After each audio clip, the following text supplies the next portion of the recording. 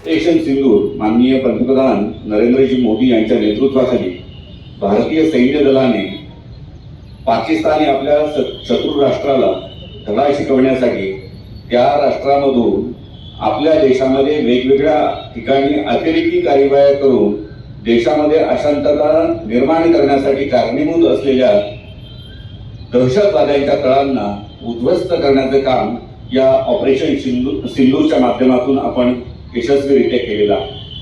आपल्या सर्वांना कल्पना आहे की स्वातंत्र्यापासून जवळपास 4 युद्ध झालेली आहेत पाकिस्तान सोबत आणि या सर्व युद्धामध्ये आपल्या शूरवीर सैनिकांनी पाकिस्तानचा पराभव केलेला आहे, त्यांना कायमचा धडा शिकवलेला आहे। पण म्हणतात ना, कुत्र्याचं शेपूट वाकडं ते वाकडंच असतं। पाकिस्तानची एक पॉलिसी आहे, ब्लीड इंडिया विथ 1000 कट्स। सरळ युद्ध न करता पाठीमागून वार करण्यासाठी दहशतवाद्यांचा आसरा घेऊन भारतामध्ये वेगवेगळ्या ठिकाणी दहशतवादी हल्ले घडवणं, त्या माध्यमातून भारतामधील वेगवेगळ्या समाजामध्ये अशांतता निर्माण करणं, गैरसमज पसरवणं आणि भारताला अशक्त करणं हे त्यांचं ध्येय आहे।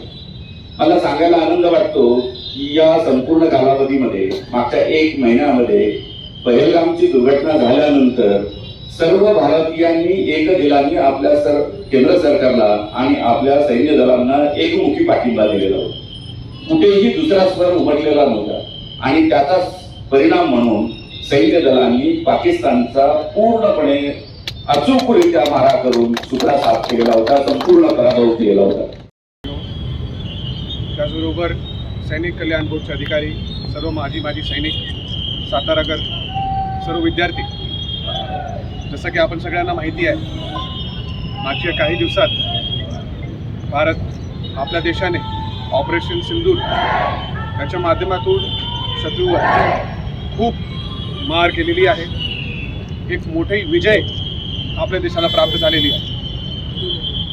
या विजयाच्या पाठीमागे जे सर्व शूरवीर जवान आहेत, अधिकारी आहेत, त्यांची कुटुंबीय आहेत, त्यांच्या बलिदानाला सन्मान देण्यासाठी, त्याचबरोबर सर्व जे सामान्य नागरिक आहे, विद्यार्थी आहेत, त्यांच्या मनात भविष्यात भारत देशासाठी अशीच भावना कायम ठेवण्यासाठी आणि भारत देशासाठी लढण्यासाठी ही जी भावना आहे कायम ठेवण्यासाठी आपण सगळे या ठिकाणी एकत्रित आलो आहोत।